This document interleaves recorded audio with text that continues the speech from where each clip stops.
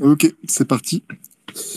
Bonjour à toutes et à tous. Bienvenue pour cet épisode 46 de l'entonnoir du Bitcoin, qui est en plus, on l'a réalisé un peu l'épisode anniversaire, puisque ça fait un an du coup. Alors je sais pas si c'est jour pour jour ou presque jour pour jour, mais ça fait un an en tout cas qu'on a lancé ça. Donc on voit qu'il y a eu quelques ratés, puisqu'on n'en est pas à l'épisode 52, mais pas trop mal jusque-là sinon. Et du coup, pour cet épisode anniversaire, on va parler de trois sujets. D'abord une faillite d'un des plus gros mineurs américains, qui est Compute North, et qui était en plus, si on peut dire, relativement systémique dans l'écosystème. Et on va voir ce qui s'est passé exactement, ce que ça peut dire, ce que ça peut signifier pour le futur du minage, notamment aux États-Unis.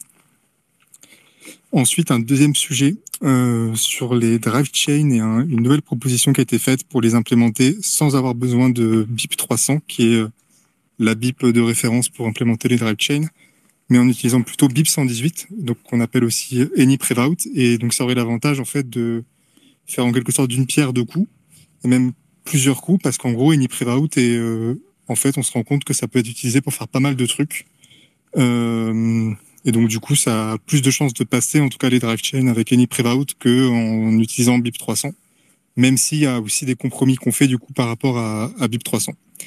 Et enfin un troisième sujet qui concerne Lightning, et un papier qui a été écrit par René Picard. Donc René Picard, c'est un chercheur allemand qui est notamment sponsorisé, je crois, par BitMEX, et qui travaille sur Lightning et qui a publié du coup un article qui explore comment utiliser certains paramètres qui sont propres aux canaux pour faire du contrôle de flux dans Lightning et améliorer la reliability, donc j'ai plus le mot en français, mais réduire en tout cas les erreurs de paiement et faire en sorte qu'il y ait plus de paiements qui passent, parce qu'aujourd'hui, c'est pas rare d'avoir un paiement qui échoue.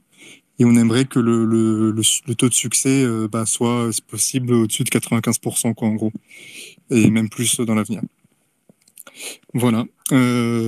Pour une petite introduction. Et on peut enchaîner tout de suite, si vous voulez, avec la faillite de Compute North. Donc Compute North, on ne le connaît pas forcément beaucoup, mais c'est un gros mineur américain et qui a notamment beaucoup d'infrastructures énergétiques et de calcul. Donc, c'est-à-dire beaucoup de centrales de production et de basiques, mais aussi voilà tout ce qui va autour, c'est-à-dire les transformateurs parce que de l'énergie, quand on la produit, ensuite il faut la convertir pour pouvoir l'exploiter, etc. Et donc tout ça, ça coûte cher, etc. Et notamment, en fait, il y a certains autres grands acteurs du minage, comme par exemple Marathon, qui vont pas avoir leur propre infrastructure et qui vont plutôt se reposer sur l'infrastructure de d'autres entités comme Compute North. Donc c'est en ça qu'il a un caractère systémique, comme je l'avais dit au début, parce que Marathon, lui aussi, c'est un très gros quand même. Et donc ce qui s'est passé, c'est que pendant qu'il y a eu le China ban, en gros, il y a beaucoup d'acteurs américains qui ont levé beaucoup de dettes par diverses voies pour essayer de gagner la course qui s'est engagée pour avoir une grosse part du gâteau, vu que le minage bougeait aux US. Et donc, c'était très bien au sens où ça a permis effectivement de développer beaucoup d'infrastructures très vite, mais le problème, c'est que cette infrastructure, elle est relativement fragile en termes financiers. Et donc ici, on a plusieurs choses qui, en arrivant un peu en même temps, ont entraîné les problèmes et donc ont conduit à la faillite. Qui sont que, d'une part, du coup, il y a beaucoup de dettes. Et donc, quand il y a eu les premiers paiements manqués sur cette dette, ça forcément, les créanciers ont pu exercer certains droits de saisie, notamment de certaines infrastructures.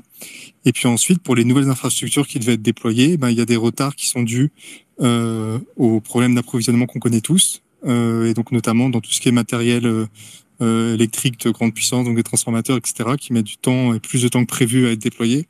Et puis après, il y a la chute du cours du Bitcoin, bien entendu, qui impacte les mineurs, puisque ça fait du cash flow en moins pour ceux qui vendent leur Bitcoin au fur et à mesure. Et donc il y a ces trois facteurs qui ensemble font qu'aujourd'hui, du coup, l'entreprise a dû ouvrir un dossier de faillite. Donc c'est un dossier qui a pour but, en gros, de permettre de protéger les actifs de l'entreprise le temps qu'elle soit réorganisée. Donc en gros, c'est un peu comme en France, c'est un peu l'équivalent de ce qu'on fait quand une entreprise fait faillite. Donc on va pas forcément la démanteler, mais on va essayer de chercher un repreneur ou à la réorganiser, etc. Et donc là, c'est en gros le process dans lequel s'est engagé Compute North. Donc voilà pour la petite présentation. Je sais pas ce à quoi ça vous fait penser. Je sais qu'en plus ici, certains sont plus ou moins actifs dans tout ce qui est minage. Et donc il y a aussi, je vois Guillaume de Grand-Angle, il y avait cette thèse-là que ben il y aurait beaucoup de, comment dire, une certaine sélection qui s'opérait dans ce secteur-là. Donc c'est peut-être ce qu'on est déjà en train d'observer. Voilà, je sais pas si quelqu'un veut réagir. Bon, je peux, en attendant que si quelqu'un veut prendre la parole, allez-y, je vais donner un petit avis. Bon, super résumé, Fanny, c'est bon anniversaire à l'entonnoir. Moi, ça me fait penser un petit peu au speech. Ah, il y a John qui veut tout de suite prendre la parole après. J'ai dit une connerie, c'est peut-être pas l'anniversaire. Non, mais pas du tout. À chaque fois, tu crois que... Pas du tout. Non. Moi, ça me fait penser au risque plus général sur Bitcoin qu'avait évoqué Kevin à Surfing et comment le minage, c'est un point quand même vachement central et assez fragile, surtout à cause de la supply chain, où finalement on le voit parce que il y a les erreurs que tu as dit, une société peut en faire tomber une autre qui est un géant qui est déjà en bourse, qui d'un coup peut en impacter un autre. Donc moi, limite, l'analyse générale que je me fais, c'est que le minage, pour moi, c'est le point le plus faible, enfin, c'est le point le plus facile pour attaquer Bitcoin. Et aujourd'hui, avec cette faillite en plus, j'ai peur que justement, ça soit ceux qui survivent, ceux qui ont plus de dettes, qui vont pouvoir racheter des parts de gâteau ou pouvoir faire des deals pour refournir de la liquidité pour que la société s'en sorte et finalement recentraliser encore plus le minage avec d'autres acteurs. Donc voilà, c'est ma petite crainte par rapport à ça qui existe. Malheureusement, à notre échelle, je vois mal comment on peut apporter assez de fonds quelconques pour aider à cette équation, à part tous miner chez nous, mais on en a déjà parlé un milliard de fois. Et voilà, j'avais pas grand-chose à dire par rapport à ce sujet. John, je te laisse la parole. Ouais, ben moi, je trouve, enfin, ça aurait été opportun d'avoir Sébastien Gouspillou, parce que je pense qu'il n'arrivait pas du tout d'accord avec ce que tu viens de dire. Enfin, pour moi, ça va libérer des capacités de production, enfin, des capacités enfin, de quantité d'ASIC qui peuvent être redistribuées à travers le réseau, le réseau dans son ensemble. T'as Sébastien qui, ouais, excusez-moi, je suis désolé, j'ai mon fils qui me poursuit.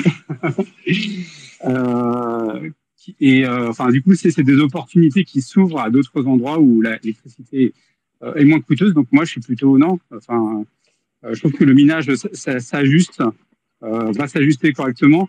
Et en plus, ça met un peu en perspective la vidéo que tu as faite, Fanny, ce matin. C'est que d'un côté, on est aux États-Unis. Alors, on était en Chine, on veut se faire peur. Puis après, c'est parti aux États-Unis, on s'est dit super. Et après, on se dit, ah non, mais en fait, finalement, il y a plus de chances qu'il y ait une récupération, une récupération réglementaire sur le minage. Donc, on rejoue à se faire peur. Et du coup, là, voilà, il y a un gros acteur qui fait faillite et on joue encore à se faire peur. Donc ouais, je comprends, mais respirer un petit peu, les gens. Ça n'empêche pas de voir un peu les différents plaques en fait se bouger entre elles. Mais j'ai l'impression qu'en fait, peu importe les news, en fait, c'est toujours négatif.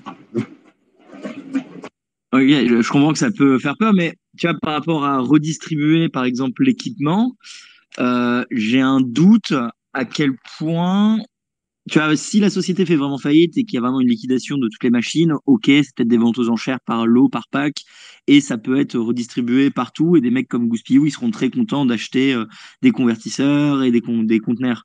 Moi, je me dis, ça va peut-être pas être une vente aux enchères, et en fait, le système de faillite, il va simplement dire, on cherche une grosse personne pour foutre de la liquidité, et du coup, tout le pactole ou toutes les machines resteront à une personne, on va dire, qui a des poches quasi illimitées. C'est plus ça ma crainte. Après, clairement, c'est de la spéculation pure et dure entre deux possibilités, vu qu'on n'a pas du tout assez d'infos pour décider qu'est-ce qui va être fait.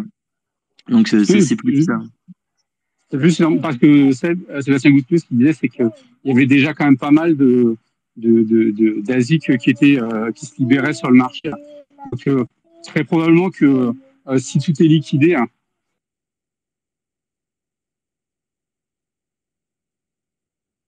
Ah, on a du perdu. marché, mais il y aura une part. Vous m'entendez plus? Si, vas-y. Allô? Si, Ah, vas-y, t'inquiète. ouais. Donc, si tout est liquidé, ben, il y aura, enfin, tout ne sera pas redistribué sur le marché. Ouais, il y aura peut-être des acteurs aux poches profondes qui pourront récupérer une partie, mais je pense quand même qu'il y aura quand même une bonne partie qui sera redistribuée sur le marché dans son ensemble. Après, la proportion, on peut en discuter longtemps. Guillaume n'est pas là pour apporter ses lumières non plus. Oui, c'est vrai qu'on n'a pas notre expert minage qui est avec Lunas. Non, mais moi, je suis assez d'accord avec John de base. Je pense qu'effectivement, c'est plutôt. Bon, alors, c'est pas une bonne news pour les mecs de Compute North, c'est certain, mais c'est plutôt une bonne news globalement parce que ça permet de. Enfin, après, effectivement, on sait pas du coup tout comment ça va se passer la réorganisation, etc. Mais a priori, comment dire, je vois pas vraiment beaucoup d'acteurs là qui sont plus gros et qui sont bien placés pour tout récupérer. Donc c'est pour ça qu'à mon avis, ça va plutôt se dispatcher entre plusieurs acteurs plus petits. Et effectivement, ce qui serait encore mieux, c'est que ça soit hors des États-Unis. Mais bon, ça, je pense que, encore une fois, ça dépend vachement de comment le process de réorganisation se fait. Donc voilà. Donc en gros, on ne sait pas, mais à surveiller dans les prochains jours. Et puis il y a le risque aussi de ruissellement entre guillemets sur Marathon. Donc je sais pas exactement si Marathon a des infrastructures en propre ou s'ils dépendent complètement de Compute North, mais moi ce que j'avais compris et donc il faudra vérifier, c'est qu'effectivement ils étaient clients de Compute North et que en gros la quasi-totalité de leur infrastructure elle dépendait de Compute North. Donc je sais pas eux à quel point ils sont dans la sauce aussi par rapport à ça, mais ça pourrait faire un effet domino quoi. Un autre effet domino qu'on pourrait essayer de prendre en compte, ce serait le risque pour les investisseurs futurs. En mode, quand le prix montait et que la Chine a banni, c'était bien, on a eu des milliards, enfin, on a eu toute la dette qu'on voulait, tout le monde finance. Aujourd'hui, avec les taux qui remontent énormément et le Bitcoin qui est clairement en bear market et les grosses sociétés qui font faillite, pour réussir à lancer une société de minage, c'est beaucoup plus dur de se financer. Et on pourrait imaginer, si le bear market continue et la crise, enfin, la situation mondiale continue, même toutes ces grosses sociétés, s'ils doivent faire rouler leurs dettes ou ils doivent en reprendre, ça va être de plus en plus dur de se financer. Et ça met un mauvais exemple pour l'industrie. Enfin, nous, on s'en fout à la limite, mais un investisseur va exiger beaucoup plus de sécurité pour réinvestir dans le minage en prenant comme exemple cette faillite potentielle. Donc voilà, pour tout le monde, c'est peut-être important quand même de. Tu as également ce facteur qui va ruisseler, comme tu dis, chez tout le monde. Oui, tout à fait. Euh, voilà, moi j'ai plus trop grand-chose à ajouter, donc Ouais, n'hésitez pas. Vas-y John. Ouais. Si là, enfin, je me dis quand même que finalement là, en fait, il y a eu une grosse bulle. Et comme tout marché de bulle, au bout d'un moment, elle éclate et que en fait, les acteurs qui résistent, c'est ceux qui seront le plus résilients. Je trouve que c'est plutôt pas mal en fait qu'on arrive dans une situation comme ça où ça assainit un peu le marché du ménage. Alors ça, c'est la vision un peu un peu newbie que j'ai. C'est dommage, Guillaume. L'élite, hein, comme il dit, n'est pas là. Donc, on va faire sans lui. On va se permettre de dire n'importe quoi. Mais je suis complètement d'accord avec toi, effectivement. Et puis quand on écoute des gens qui sont un peu dans le milieu, comme Steven Barbour aux US, en gros, quand tu écoutais ce qu'il disait dans des podcasts, des interviews, il considérait que c'était quand même quelque chose de très anormal ce qu'on voyait avec cette espèce de développement d'énormes fermes avec, voilà, on parlait en comptant en centaines de mégawatts, quoi. Alors qu'en fait, c'est pas du tout le choix le plus rationnel du point de vue économique et physique. Alors, on nous parle beaucoup des économies d'échelle, mais en fait, le plus pratique et le plus logique, c'est pas du tout de construire de nouvelles centrales énormes, c'est de se raccorder à ce qui existe et de prélever les surplus là où ils sont actuellement, et si possible de faire de la réutilisation des coproduits du minage que sont par exemple la chaleur. Et donc effectivement, je pense qu'il y avait ce que tu qualifies d'un phénomène de bulle en quelque sorte, et que ben là ça commence à éclater et qu'on va revenir. Du coup, ça rejoint un peu ce qu'on disait au début, qui est de savoir quelles vont être les retombées. Est-ce que ça va aller uniquement consolider quelqu'un qui est déjà en position dominante, ou est-ce que ça va venir s'éparpiller au sein de plusieurs acteurs? C'est pour ça que je pense plutôt moi que ça va aller se répartir entre divers acteurs plus petits, parce qu'en fait c'est beaucoup plus sain et beaucoup plus logique du point de vue économique et énergétique. Ouais, clairement. Bah, on avait parlé. Il y avait un article sur un des entonnoirs. C'est peut-être il y a 10 entonnoirs par rapport à la méga ferme de Riot. Et ils avaient montré comment, si jamais ils avaient eu 5 fermes plus petites, mais directement au point d'accès de l'énergie, ça aurait été beaucoup plus rentable. Sauf que comme ils avaient eu la possibilité d'avoir énormément de dettes en devenant public et avoir énormément de capital, ils avaient décidé à la place de faire une méga ferme qui est beaucoup plus facile pour eux à gérer. Mais en fait, si tu le penses, s'ils n'avaient pas eu accès à cet argent infini, bah, ils auraient fait comme tout le monde, ils auraient commencé avec une ferme à un endroit qui est très rentable, puis une deuxième ferme à un autre endroit qui est beaucoup plus rentable, puis une troisième, et ils auraient une infrastructure potentiellement plus distribuée, plus solide, et une société qui tournerait mieux. Mais comme ils avaient plein d'argent, ils ont pu choisir de prendre le choix de l'économie d'échelle et de faire un seul méga centre et de tout relier là. Donc voilà, encore une fois, ça dépend la thune, mais ce serait pas étonnant dans le futur que quelqu'un qui commence de façon plus humble avec des fermes plus distribuées résiste mieux que une seule méga ferme qui peut être confisquée ou attaquée ou bon, bref, on connaît tous les risques. Voilà, j'ai pas grand chose d'autre à dire sur ce sujet, Fanny. Donc je sais pas si un viewer veut prendre la parole et rajouter son grain de sable. Voilà. Carrément, moi non plus. John, si tu as quelque chose à ajouter, n'hésite pas. Et donc pareil, effectivement, vous avez le bouton avec le micro en bas à gauche pour demander la parole. Et on se fera un plaisir de vous accepter et de vous donner les micros. Et sinon, je continue ma transition, n'hésitez pas à m'interrompre, vers le deuxième sujet, donc qui est les drive chains à la sauce AnyPrevout. Euh, et donc, comme personne ne m'a arrêté, on y va. Donc je pense que je vais faire un petit peu, je vais planter un peu le contexte et ensuite on va discuter plus précisément de ce cas précis-là. Et donc pour rappeler un peu ce que sont les drive chains, en gros l'idée c'est de créer des sidechains sur Bitcoin, donc des L2, et donc qui soient des chaînes un peu indépendantes, où l'idée c'est de se dire, ben, comme ça au moins on peut faire tous les shitcoins qu'on veut directement sur Bitcoin. Et l'idée c'est un peu de dire que les shitcoins n'ont plus du tout de raison d'être et on peut tout faire au-dessus de Bitcoin. Donc là, c'est l'idée. Et, euh, et les personnes derrière cette idée-là, enfin qui la défendent, et notamment BIP300 aujourd'hui, pensent qu'en gros, si ça, on le mettait en place, en gros, ça serait suffisant pour faire migrer tous les shitcoins qui ont un minimum d'utilité réelle sur ce type de structure-là, et que du coup, on n'aurait plus que Bitcoin et les drive chains construites au-dessus et plus le reste. Donc ça, c'est, je pense, un sujet qu'on va peut-être pas aborder aujourd'hui parce que c'est pas vraiment le... Quoique, enfin, on verra. Mais voilà, ça, c'est l'idée en tout cas. Et niveau technique, quelle est la particularité? C'est qu'en gros, les drive chains sont plus ou moins gérés par les mineurs, au sens où c'est les mineurs qui, au sein de la transaction Coinbase de chaque bloc, vont pouvoir créer de nouvelles drive chains et vont pouvoir aussi gérer tout ce qui est dépôt-retrait. Euh, L'une des implications, notamment, c'est que contrairement à Bitcoin, où en gros c'est les nœuds complets qui gèrent un peu, vérifier qu'il n'y a pas de fonds qui sont volés, qu'il n'y a pas de nouveaux fonds qui sont créés, etc. Ici, c'est par défaut, c'est géré par les mineurs.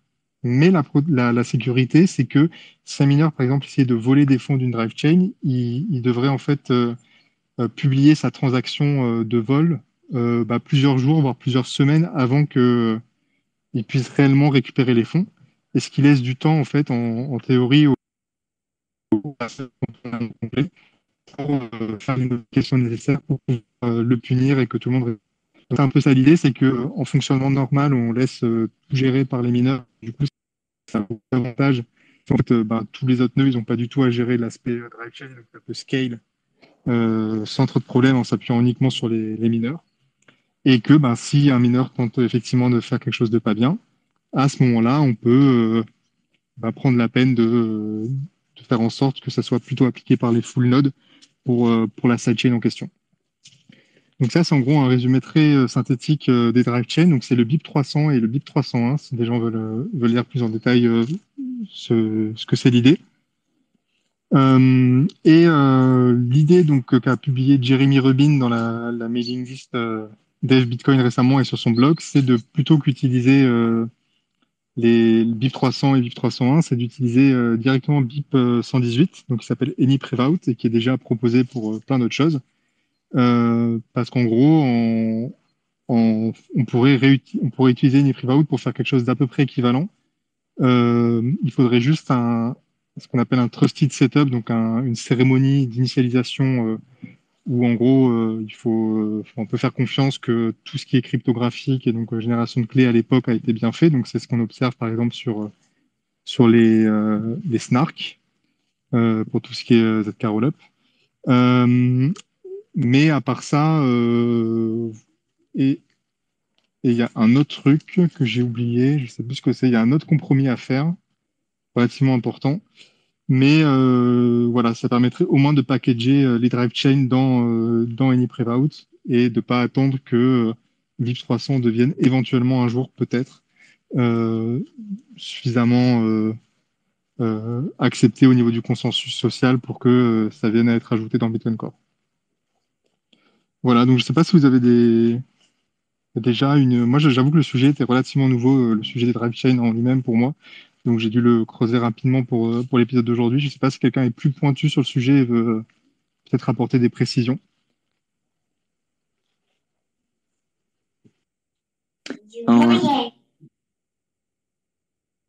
Enfin, moi, clairement, les drive chain, c'est le sujet que je connais moins bien également. Mais je vois qu'il y a Pantamis, limite, si tu veux venir parler. Et John, je te laisse la parole, parce que tu connais mieux que moi. Pas du tout. Honnêtement, les drive chains, là, tel que tu me le vends, Fanis, ça ne me fait pas rêver du tout. Le seul truc que je vois, c'est si on arrive à trouver d'autres usages à Mixabout, ça a plus de chances d'arriver en prod et puis ça solutionnera des vrais problèmes qu'on a sur Lightning. Donc, tant qu'à faire. Ouais, C'est ça pour moi, c'est un peu ça le sujet. Pardon, vas-y, Roxy. non, limite, le seul point que je pourrais dire, c'est que j'étais à Riga, j'avais pas mal parlé avec le créateur de BIP 300. Et moi, ce qui me perturbe plus, c'est à quel point c'est pas du tout poussé pour être mis à jour, enfin mis sur Bitcoin. Et même lui, il a pas, j'ai pas l'impression qu'il est, enfin, qu'il fait énormément de lobby ou qu'il essaie de justifier l'existence de son BIP de façon assez relativement intense. Donc je me demande à quel point est-ce que ça a une chance un jour de passer ou pas. Et je la vois très faible, cette chance, comparée à tous les autres VIP qu'on a déjà discuté et qui ont plus de chances ou qui sont les prochains sur la roadmap. Donc, de ce que j'ai compris du résumé que tu as fait, l'alternative qui permettra de le placer ou de faire la même chose, mais avec d'autres solutions, me paraît beaucoup plus probable que vraiment juste BIP 300. Mais à part ça, je suis pas assez tech. Non, mais BIP 300, qu'on se rappelle, c'est juste pour les drive chains. Je ne vois pas pourquoi on est en train de s'offusquer, par exemple, sur un BIP supposé pour Starknet et se dire, finalement, BIP 300, drive chain, ouais, en fait, c'est cool. La posture me semble assez cohérente dans l'ensemble, quoi. Absolument, c'est exactement pareil. Surtout qu'on pourrait arguer que les problèmes liés à tout ce qui est Starknet, donc qui sont par exemple le nombre limité de prouveurs. Bon, après, il y a d'autres problèmes actuellement, mais bon, on verra, hein. De toute façon, on parle toujours sur plein de conditionnels. Mais ça me paraît pas complètement différent du point de vue conceptuel. Alors que effectivement ça veut faire les mêmes choses. Donc si on est vraiment rétif à l'idée d'avoir un opcode pour faire du Starknet, ça me paraît pas incohérent de l'être aussi pour faire des drive chains. Et comme vous l'avez dit, effectivement, pour les auditeurs un peu récurrents, je crois que la première fois qu'on avait parlé d'Any Prevout, ça devait être quand on parlait de BIP 119, peut-être qu'on en a même parlé avant. Déjà à l'époque, on disait que BIP 119, l'un des facteurs qui limitait son acceptation dans la communauté de dev, c'était que bah, il faut bien essayer de hiérarchiser les prochaines évolutions de Bitcoin et qu'il y avait beaucoup de gens qui préféraient faire any Prevout avant parce que ça permet de plein de trucs, notamment sur Lightning. Et il y avait même des gens qui avaient montré que on peut, en faisant quelques légères modifications sur any Prevout, arriver à faire des covenants qui ressemblent beaucoup à ce que, voire qui même font, je crois, l'intégralité de ce qui est possible de faire avec BIP 119. Euh, Là, il y a cette autre chose. Donc, en gros, on pourrait faire des drive chains avec Any Prevout aussi. Et donc, moi, j'ai vraiment l'impression qu'on a une espèce de palanquée de nouvelles fonctionnalités qui pourraient arriver avec BIP 118, donc Any Prevout, ce qui en fait de plus en plus pour moi un candidat sérieux pour être la prochaine évolution de Bitcoin s'il doit y en avoir une. Alors après, je sais qu'il y a débat, il y a des gens qui pensent qu'il faut que les soft forks soient très très ciblés et ne permettent de faire qu'une chose bien précise. Moi, je suis plutôt de l'avis inverse. Mais donc voilà. Après, oui, effectivement, je pense qu'on n'a tous pas assez creusé le sujet pour vraiment avoir un avis très très éclairé. Ça vaudra peut-être le coup d'en rediscuter une autre fois s'il y a du nouveau et une fois que l'idée peut-être de Jérémy Revin sera encore un peu plus débattue et argumentée. Dans un Space Tech du mercredi, par exemple. Ouais, carrément. Effectivement, ça serait peut-être plus ça l'espace. Je n'ai pas fait exprès, mais adapté pour ce genre de discussion. Du coup, je propose de passer au troisième sujet, hein. On aura Euh, fait un sujet 2 Et éclair. alors, moi, j'ai une petite question éclair pour toi. C'est quoi ton point de vue, Philo, par rapport au fait que du coup, on pourra mettre tous les shitcoins sur Bitcoin? En fait, là où effectivement je trouve que BIP 300, en tout cas la manière dont ces promoteurs articulent leur raisonnement est intéressante, c'est que l'idée c'est vraiment de dire que on sanctuarise le layer 1 et la manière dont on déploie des shitcoins au-dessus, c'est en s'assurant, et c'est vraiment l'un des piliers fondamentaux des drive chains, que en fait ces sidechains-là aient aucun impact sur le layer 1 et les gens qui n'ont pas envie de s'en occuper. Et donc de ce point de vue-là, ça me paraît effectivement être la bonne approche. Et voilà, même, j'ai envie de dire, une approche qui partirait d'un prémisse différent me paraît vouée à l'échec. Et donc c'est en ça que je suis pas, enfin voilà, philosophiquement, ça me choque pas. Euh, et après, à voir comment c'est fait techniquement et quelle adhésion ça remporte. Ouais, moi, je compléterais, je dirais que faut pas, enfin, faut pas voir de facto si c'est sur Bitcoin, c'est forcément mieux. Enfin, c'est une vision hyper biaisée par rapport au marché enfin, les utilisateurs en fait d'Alt en fait, et qui leur fait choisir en fait une technologie ou l'autre. Faut plutôt voir, en fait, par exemple, une technologie, on va prendre au hasard RGB, les avantages et inconvénients par rapport à une VM sur une autre chaîne. Moi, je pense qu'il faut plutôt les voir comme ça, plutôt que de dire c'est des altes sur Bitcoin, donc de facto, c'est mieux. Moi, je ne vois pas comme ça. Ouais, du coup, ce qui va être rigolo, c'est si aujourd'hui tu dois lancer une crypto, tu te demandes si tu la mets sur le Solana, Ethereum, ADA ou ce genre de trucs.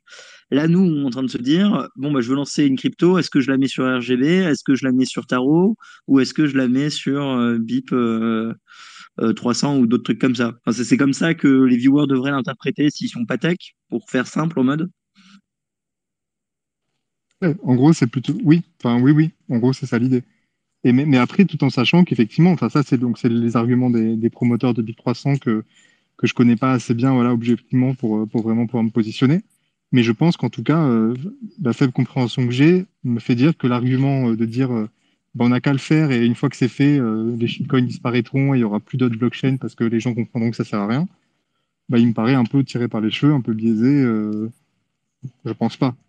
Je pense qu'il Oui, continuera à y avoir du Solana, à avoir des nouveaux trucs à chaque cycle tant que on aura encore autant de volatilité. Enfin voilà, ça changera pas. ouais, je pense qu'il y a deux choses. Tu as le fait que les gens veulent créer des altcoins pour profiter de la volatilité et être riches, mais tu as également où ils le construisent. Et quand tu regardes le nombre de tutoriels ou de cours de programmation payants pour construire un token sur une autre blockchain, il y en a plein, tu vois. Donc il y a plein de solutions faciles. pour l'instant, ils sont pas dispo sur Bitcoin, dans le sens où on n'a même pas la technologie, enfin, on pourrait le faire, mais c'est vraiment compliqué, et on n'a pas cette démocratisation auprès de tout le monde pour créer plein de tokens, ni même l'aide. Donc, le gagnant, enfin, si dans leur argument c'est on arrête tous les autres chaînes qui servent à rien et toutes les blockchains qui servent à rien, on met tout sur Bitcoin, il y a un changement philosophique de se dire on doit encourager les gens à venir créer leur token sur Bitcoin, on doit faciliter, on doit les éduquer pour que d'un coup ça soit plus simple, moins cher que sur notre blockchain. Je pense que c'est même ça leur combat pour eux. Alors personnellement, je vais pas trop me battre là-dessus, moi, donc qu'ils se démerdent. Mais si quelqu'un veut se battre, c'est là-dessus qu'il faut faire. Il faut rendre très attractif le fait que ça soit très simple de créer un shitcoin sur Bitcoin comparé aux autres. C'est pas que ça, c'est quels sont les cas d'usage, à quel point on peut développer des use cases au-delà de créer un shitcoin. Enfin, un altcoin, c'est une chose. Après, faire, répondre à des vrais cas d'usage, c'est un peu différent, quoi. Et c'est ce qui s'inscrit, en fait, les vrais cas d'usage, c'est ce qui s'inscrit, en fait, dans la durée, quoi. Ouais, je suis d'accord. Donc, si tu veux un truc très privé, simple, tu peux prendre ton RGB. Si tu veux juste pump un moula coin, tu peux le mettre sur je sais pas quoi. Ça, je comprends bien. Et je pense que du coup, nos solutions, comme on disait, donc RGB Tarot et les autres, vont permettre des cas d'usage très différents. Par exemple, je pense que c'est qui bosse sur les NFT? Je pense que dans Tarot, on pourra faire du truc d'NFT. Ou je sais plus lequel des trois permet de faire facilement des NFT. Je pense que c'est RGB.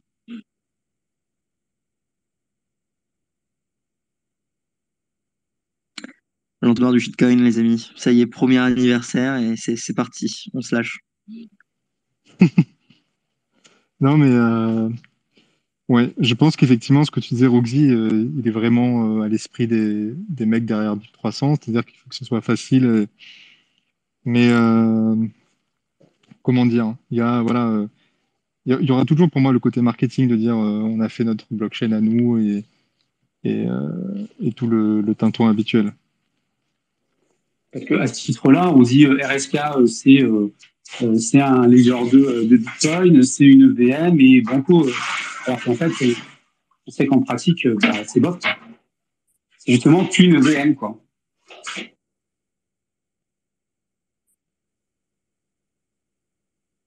J'ai pas compris la fin, John.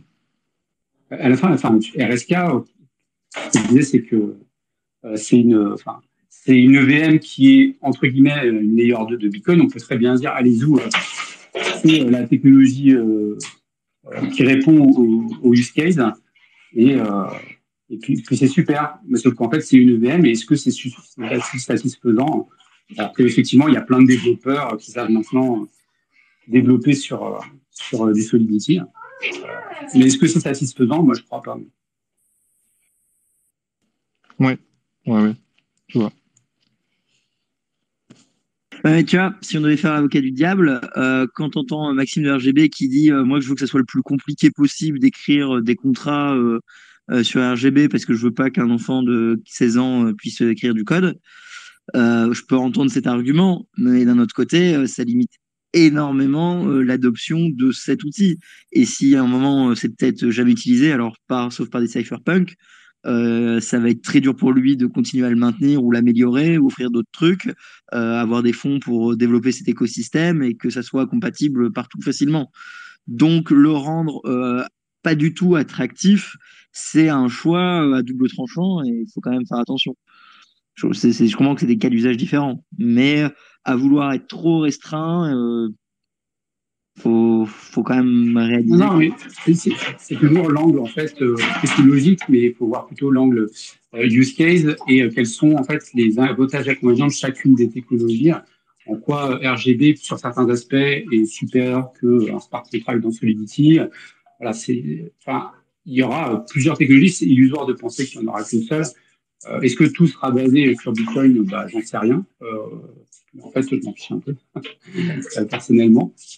Mais il faut plutôt le voir comme ça que simplement dire c'est plus compliqué, donc ça évite de faire n'importe quoi et des reculs trop facilement. Enfin, moi, je trouve que c'est pas une bonne manière de voir les choses.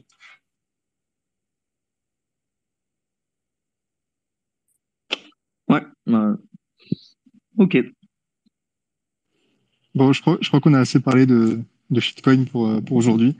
Je propose de glisser vers le troisième sujet, où je pense qu'on sera peut-être un peu plus à l'aise en plus. Donc c'est un papier, comme je l'ai dit en introduction, de René Picard qui explore la possibilité de mettre des valves pour contrôler les flux de capitaux sur Lightning. Donc on parle de valves parce que c'est un peu, pour faire une analogie avec les valves dans les systèmes hydrauliques, où l'idée c'est de pouvoir réduire ou augmenter le débit, par exemple, d'un écoulement dans un tuyau, ce genre de choses-là.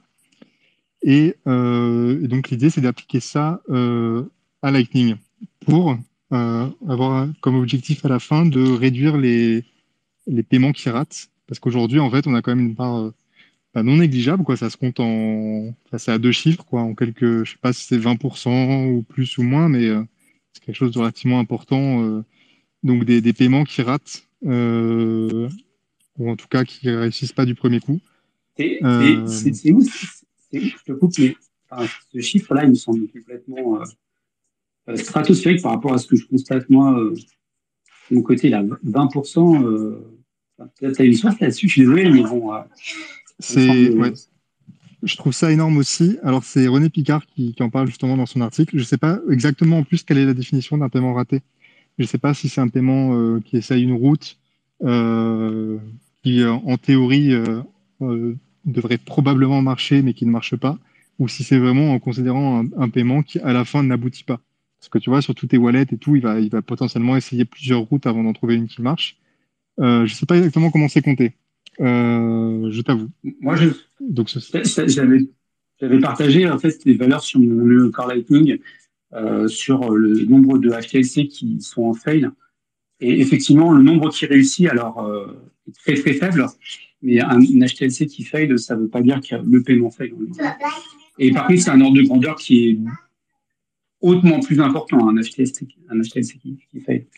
Mais du coup, enfin, son truc là, on ira un peu plus loin, mais il répond typiquement à cette problématique-là, quoi. ouais, exactement. Et donc, on en vient. Pourquoi est-ce que on a autant, comme tu le dis, de HTLC qui fail?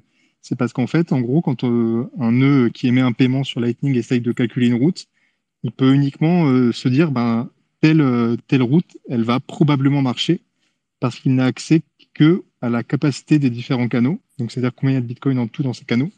Alors que lui, ce dont il aurait besoin pour construire des routes qui marcheraient à coup sûr, c'est savoir comment est répartie la liquidité dans les différents canaux. Pour se dire que ben, tel canal-là, il y a assez de fonds du bon côté qui m'arrange à moi pour pouvoir envoyer un paiement au travers de ce canal-là. Donc voilà, ça c'est un problème qui est assez bien identifié, dont on a déjà parlé, je pense, plusieurs fois ici. Et le fait est qu'il y a un paramètre qu'on peut mettre, que chaque personne qui possède un nœud peut mettre sur chacun de ces canaux, donc indépendamment, et donc avec un paramètre différent pour chaque canal, qui définit en gros la taille maximale que peut avoir un HTLC que ce nœud-là va forwarder sur ce canal. Et donc on peut le mettre par exemple à, j'en sais rien moi, 100 000 Satoshi, si on dit que on ne peut pas accepter de transmettre des HTLC de plus de 100 000 Satoshi. Donc par défaut, la valeur, c'est la capacité entière, ce qui signale au reste du réseau qu'on est prêt à transmettre des paiements de la valeur de la capacité du canal. Et donc l'idée, c'est de créer des valves, donc de restreindre un peu la taille des flux en utilisant cette variable qui est du coup est annoncée au reste du réseau via le système de gossip de Lightning. Et donc par exemple, si j'ai pas envie que ma liquidité elle soit trop vite épuisée, je peux restreindre par exemple la taille à 10 000 Satoshi, dis n'importe quoi. Et donc comme ça, ben, il y a, les autres nœuds sauront que ben, pour faire passer leur paiement de 30 000 Satoshi, ils peuvent pas passer par là, ou alors ils peuvent uniquement mettre un petit bout de 10 000 qui passera par ce canal-là, et ils doivent aller ailleurs pour le reste. Et donc ça permet, l'idée c'est de permettre de limiter un peu des effets qu'on observe qui sont des espèces de drains en fait, où en gros, parce que la liquidité a tendance à se déplacer plutôt dans un sens que dans l'autre, bah, si on fait rien, au bout d'un certain temps, toute la liquidité est d'un côté et il n'y a plus rien de l'autre. Et donc l'idée là, c'est avec ces valves de trouver des bonnes valeurs entre cette valeur maximum pour les HTLC d'un côté et de l'autre du canal, parce qu'il y a deux valeurs du coup par canal, pour permettre d'avoir un état stationnaire où le canal est à peu près équilibré et on arrive à à transmettre des paiements au sein de ce canal de manière à peu près efficace. Je ne sais pas si c'est très clair. N'hésitez pas s'il y a des points qui sont un peu bizarres.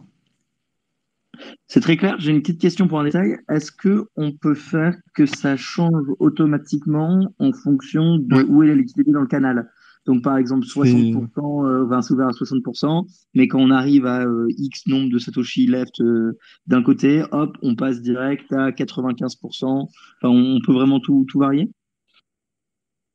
c'est une excellente question. Donc ouais, c'est une variable que tu peux faire varier, sachant que quand même, il faut pas la faire varier trop souvent parce que sinon, tu peux pas. Tu vois, cette variable, tu vas l'annoncer au reste du réseau via le gossip, donc en utilisant la même méthode quand tu annonces un nouveau canal, par exemple. Mais tu es un peu limité, tu peux pas le changer. Tu vois, genre en gros, c'est genre 4 fois par jour que tu peux la changer par canal et plus que ça serait vraiment déraisonnable parce que tout le monde n'a pas le temps d'être au courant, etc. Donc tu peux le changer, tu peux pas le changer après chaque paiement, mais tu peux le changer au cours de la journée. Et c'est ce que fait déjà un nœud comme Zero Fee Routing, par exemple. Il utilise déjà cette variable. Et donc quand effectivement il a beaucoup trop de liquidité qui est d'un côté du canal et quasiment plus rien de l'autre, eh ben, il va mettre cette valeur-là de telle sorte que ça incite, donc ça bloque le flux dans le sens qui est déjà vide. Donc comme ça, les gens n'essayent pas pour rien. Et par contre, ça va inciter le flux à aller dans l'autre sens. Euh, et pour pouvoir réajouter de la liquidité du côté qui a été un peu vidé. Et on sent aussi en disant ça que ça marche encore mieux si tu en discutes avec ton peer, donc l'autre personne qui est sur le canal, pour essayer de mettre en place des valeurs qui sont un peu cohérentes. Et donc ça peut être par exemple bénéfique si le peer, lui, il augmente sa valeur pour permettre au fond de repartir de l'autre côté plus rapidement, sachant que le peer a lui aussi un intérêt à ce qu'il y ait des fonds des deux côtés du canal. Mais par rapport à ce papier-là de René Picard, j'ai l'impression que l'idée, c'est pas tant d'avoir un truc dynamique, même si c'est possible, c'est idéalement que d'essayer de déceler une certaine tendance dans ton canal. Donc, par exemple, tu as un canal avec LN Market. Enfin, bon, c'est peut-être pas un bon exemple parce que c'est un exchange, mais tu as un canal, par exemple, avec une entité où tu vois bien que tu vas transmettre plus de fonds que tu n'en reçois. Genre, il y a 2 fois plus de fonds qui vont de ton sens vers lui que de lui vers toi. Et donc là, tu as une espèce d'état stationnaire. Et l'idée, c'est de mettre en place des valeurs qui permettent d'inciter, enfin de contrebalancer un peu ce drain, mais de manière stable, donc sans avoir à changer en permanence. Mais donc ça, c'est un peu la théorie. Et donc ça, René Picard le reconnaît aussi, c'est-à-dire qu'en pratique, on ne sait pas à quel point quelque chose qui est vrai aujourd'hui est donc un phénomène avec un drain important dans un sens que tu observes, bah, ça se trouve, il peut aller dans l'autre sens parce qu'il y a quelque chose qui a changé dans la topologie proche du network, etc. Mais donc, c'est possible. L'idée, c'est d'avoir des trucs un peu stationnaires, je pense, mais en sachant qu'on peut quand même les bouger si jamais la situation évolue et que maintenant, faut s'adapter et mettre une valve un peu différente.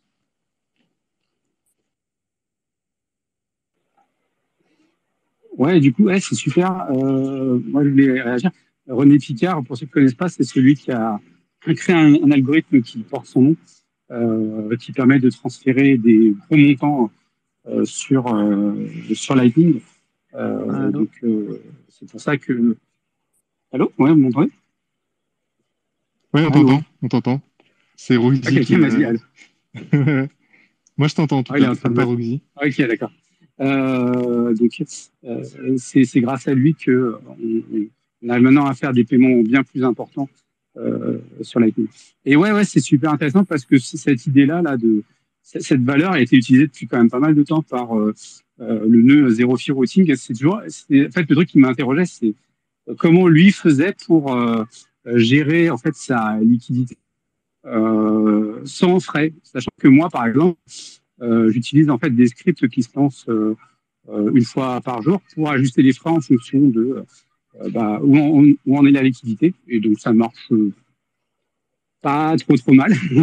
Et lui, en fait, comme il n'avait pas ce levier, je me demandais comment il faisait. Et justement, il m'avait expliqué ce qu'il faisait. Mais c'est vrai que c'est une vision assez locale de la problématique. Or, René Picard a une vision plus de, si je puis dire, pour donner en fait une cohérence, on va dire, au réseau.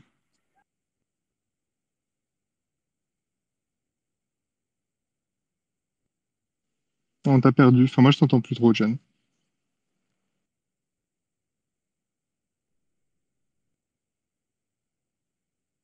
Moi, j'ose plus dire que j'entends plus parce que si ça se trouve, tout le monde entend. Ah, ouf, j'ai cru que j'étais tout seul, moi aussi. Attendez là. Ouais, ça y est. Ah, Ce attends, qui est bien, c'est les qu'après un écouteurs, an, c'est on a pas vous êtes toujours équipés. des problèmes de space, de connexion, de micro foireux. C'est Euh, ouais. Donc ouais, ce que je disais, c'est que ce serait intéressant qu'ils creusent encore plus euh, le sujet pour qu'il y ait genre une sorte de, je sais pas, d'algorithme, que ce soit implémenté.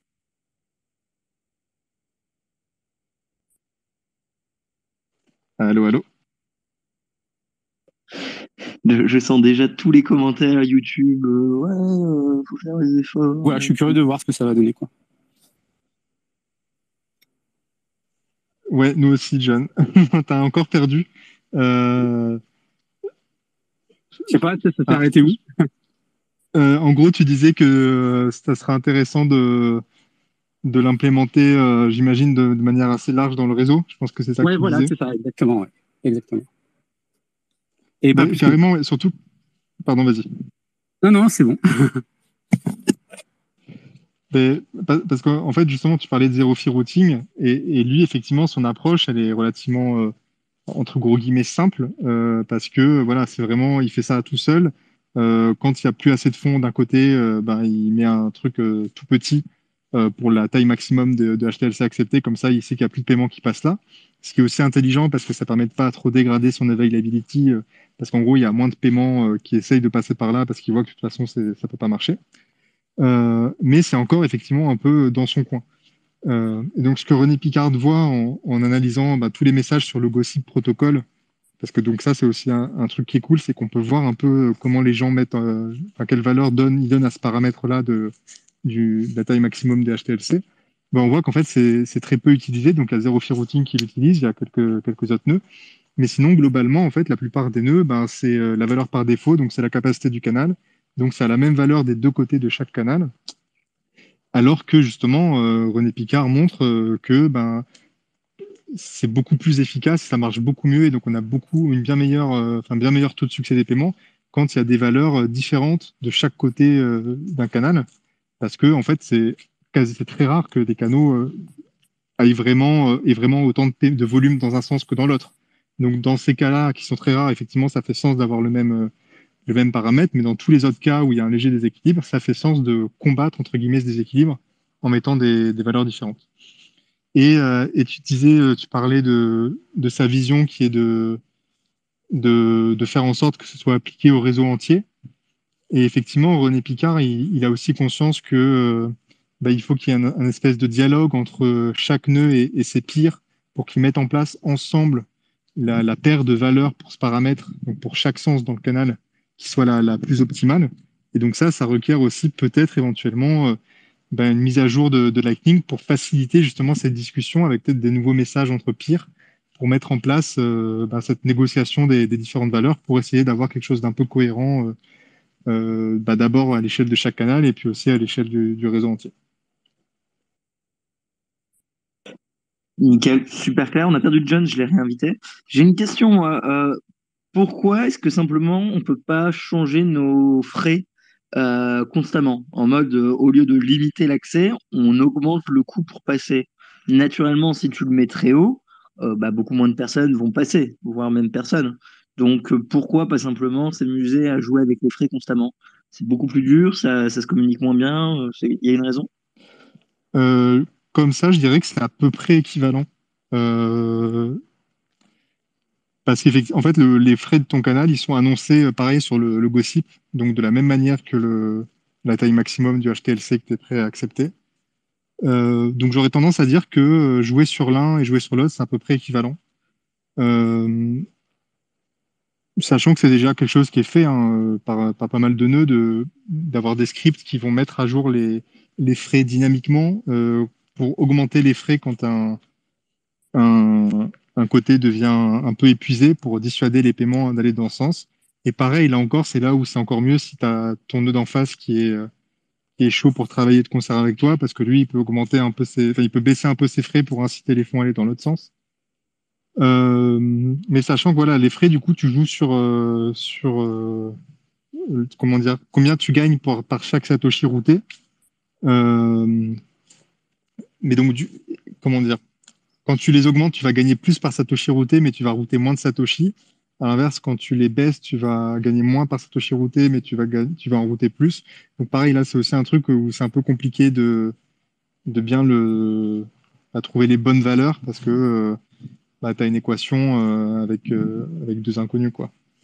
Ouais, je vois. Donc en fait, là, la nouvelle solution, c'est comme si on rajoutait une corde des possibles pour comment ajuster ou être plus fin dans ta gestion. Non, ok. C'est juste deux outils qui fonctionnent un peu différemment.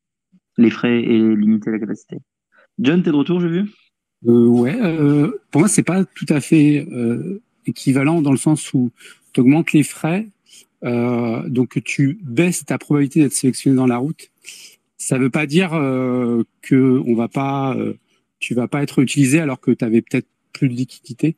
Enfin, moi, c'est ce que je vois dans le sens où quand je fais des statistiques sur justement le nombre de HTLC qui fail et se reste quand même très nombreux malgré les stratégies qui consistent à augmenter et diminuer ses frais. Alors que le max HTLC, pour moi, il est quand même plus informatif. Euh, et que si tu baisses, par exemple, énormément ta valeur de max HTLC, tu seras pas retenu dans le calcul de route. Et donc, tu vas pas contribuer à faire fail un paiement. Sachant que là, bon, juste pour remettre un tout petit peu de contexte, mais on disait au tout début que faire enfin, un HTLC qui fail, c'est pas un paiement qui fail. Cependant, ça retarde comment dire, ça fait en sorte que le paiement effectif prenne plus de temps à être réalisé. Donc, moins on a de HTLC qui fail et en gros, plus on a une bonne expérience utilisateur sur Lightning. Ouais, c'était juste pour ça. Donc ouais, oui, après je suis d'accord, c'est un outil supplémentaire, mais je pense quand même que ça doit être plus pertinent que de faire varier ces frais. Ouais, je suis d'accord, le signal est plus clair. Et au moins, effectivement, tu te retires complètement de des calculs de sélection de route. Donc, tu es sûr que ça va pas passer par toi, alors que les frais, ben, le fait que tu sois sélectionné ou non dépend certes de tes frais, mais aussi un peu de ceux des autres. Alors, je pense que mettre des frais vraiment énormes, bah, ça c'est équivalent pour le coup, parce que tu seras jamais retenu. Mais voilà, sinon, effectivement, c'est un peu différent. Bah, tu vois, je pense que même si tu mets des frais vraiment énormes, je suis même pas sûr que tu vas pas quand même être retenu dans un calcul de route. Alors que si tu mets 0 en max HTLC, alors là, tout de suite, tu sors du calcul, quoi. Et je crois que la plupart des calculs de route ont un truc du genre, si la route, elle demande de payer plus que X% du montant en frais, bah, tu la considères pas. Et donc, en mettant vraiment des valeurs abusées, ça doit être possible de... Je sais pas, il faudrait se penser exactement sur les différentes implémentations. Et ouais, l'implémentation telle qu'elle est faite, mais max HTLC, normalement, je pense que là, le signal est vraiment, vraiment plus clair, quoi. Tu Ouais, ouais. subis pas les aléas. Je trouve quand même qu'en fait, il est même plus fait pour ça, en fait, max HTLC, que les frais, en fait, c'est juste une manière un peu détournée, quoi, d'arriver à faire la même chose. Ouais, ouais, ouais, je suis d'accord.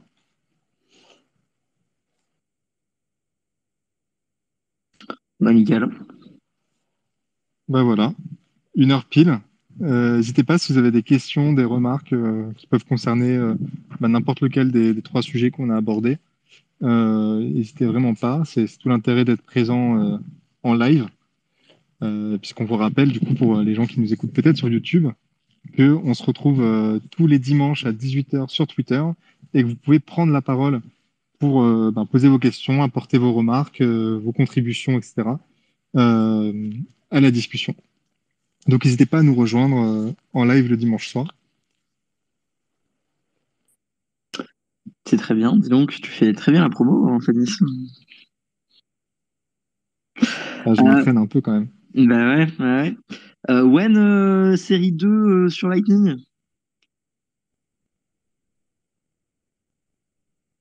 Silence. Je crois que ça coupe. Ouais. Tu captes pas, t'es passé sous un tunnel.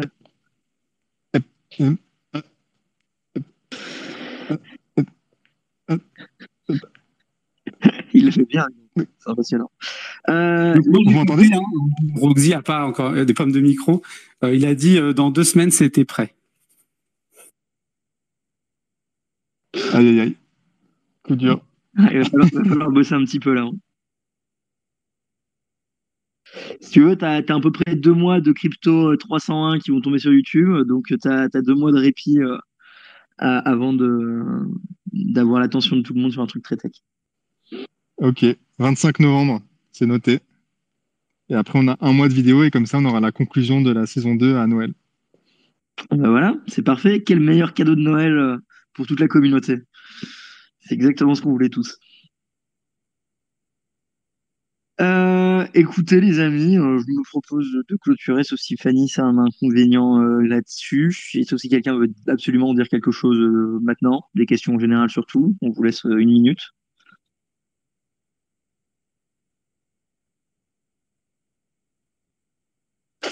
Je me dépêche parce qu'il y a un fût de bière chez moi qui doit être terminé et on vient de tirer les dernières bières. Donc, vous comprenez, il y a un stress de quantité de petites bulles par rapport à la bière. Si on attend trop, il n'y a plus assez de bulles. Je pense que vous avez tous été dans cette situation dans le passé, donc bon, super, il n'y a pas de demande. Les amis, je vous fais un grand bisou et merci beaucoup d'être venus écouter notre space en direct. Pour toutes les personnes sur le replay, merci beaucoup. N'oubliez pas que vous pouvez utiliser des solutions de plateforme de podcast 2.0 pour nous streamer des sats, ce qui est super cool vu que comme ça, on va pouvoir vous montrer exactement comment ça fonctionne.